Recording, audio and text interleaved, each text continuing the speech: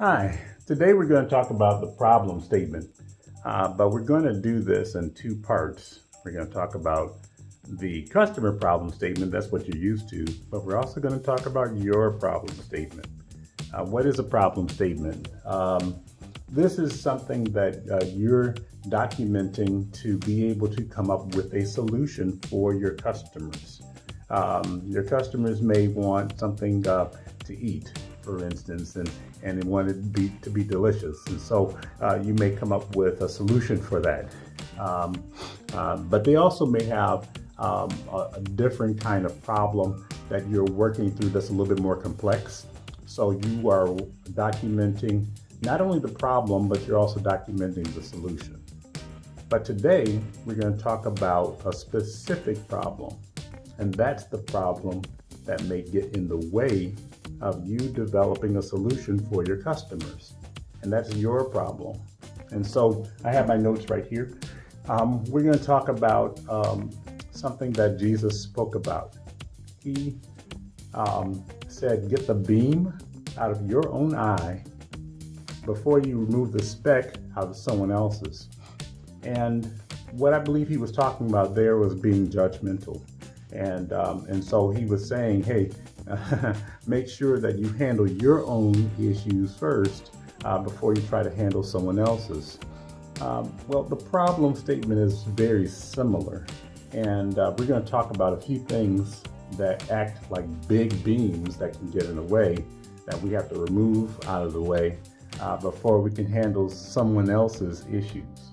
I have my notes right here. The first thing that we're going to do, the first big beam that we're going to try to get out of our eye is our own desires. Our own desires can sometimes get in the way. And these are wants versus needs. And these can sometimes produce overindulgence or even addiction. So we want to be able to handle our desires. The next one is deficit. This is feeling like you don't have. I don't have money. I don't have resources. I don't have this. I don't have that. And so this could lead to a lot of worry and even incapacitation. All right. The next big item is detour. Many things, external or internal, can come up, which could take you off of the path to reaching your goal. But we want to make sure that we know how to get back to our goal. But things keep on popping up. And so we're going to talk about detours that happen. We're also going to talk about detriment. Detriment is harm. Harm that somebody either has caused you or you have caused someone. And this takes you through a cycle. You may even start dreaming up reasons to justify the harm that you're going through or inflicting. This is a tougher one to deal with, and we're going to talk about that in a bit. The last thing is doubt. Difficult experiences sometimes leave us in a place where we don't believe in ourselves. We become overcautious. Sometimes we barely are hanging on to our faith, and in some instances, when we doubt ourselves, we start doubting other people. And so we're going to deal with this. I know there's many other D words that can come to mind, but these are the ones that we're going to deal with today. And so what is the solution for that? The solution is mindset. And so the mindset is something that is the way we think, is the way we are viewing the situation. And one thing that Paul said in Romans is that we need to renew our mind. We need to renew our mind. And when we say this, renew the mind, this is a new way of thinking. The desire that you have may be a symptom to something God wants me to help somebody with. I may have this desire, but the only way out of that desire may be to help someone else out of that desire as well. And we walk hand in hand and be accountable to that particular item. So this is the renew piece, renew mindset. We can also have a reveal mindset. And I'm not talking about you revealing yourself. I'm talking about asking God questions.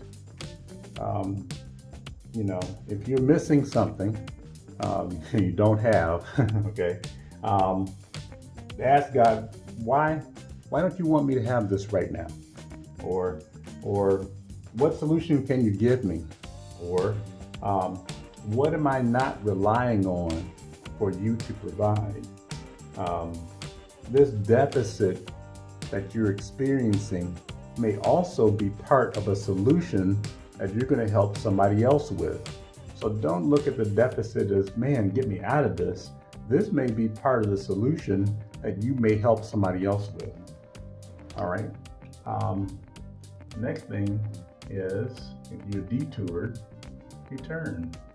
And so as you start returning to the place or the goal that you have, I know that sometimes many people get a lot of things on their mind and they try to do too many things at once. I would say that this is a matter of focus, and return to the goal that you originally set and make sure you stay focused on that goal. As a matter of fact, stay focused on 1, 2, maybe 3 things. But if you start trying to do more than that, then you can get off trail and you can get even more detoured. The next thing is to release. If you've been through some kind of detriment and you're able to release it, then that's the thing to do. Leave the past in the past and label it as the past. But if you're not, I would say get some help to be able to be guided through that process of being able to let go. The goal is still being able to release the detriment that you've gone through, so you won't be stuck somewhere in the past. This is not easy, and this takes a lot of prayer, a lot of people that can surround you, and recognize there's different ways than harming yourself or others. And the last thing is root cause. So as you start thinking about why you're doubting in the first place, where did the doubt come from? What was the origin of that doubt? And what happened that made you not as confident?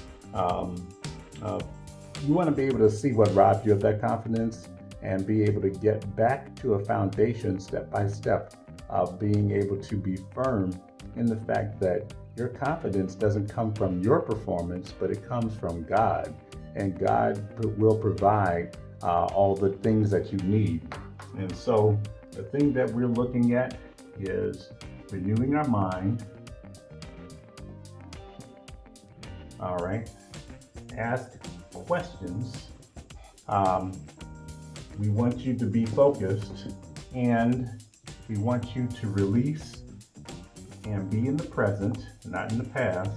And we want you to have confidence that comes from the Lord. So what does this mean? Your problem statement is something that needs to be addressed before you can help somebody else come up with a solution to their problem. Once you can get out of the way, get that big beam out of your eye, then you can work on getting the speck out of your customer's eye. All right, next time we'll talk about the customer problem statement.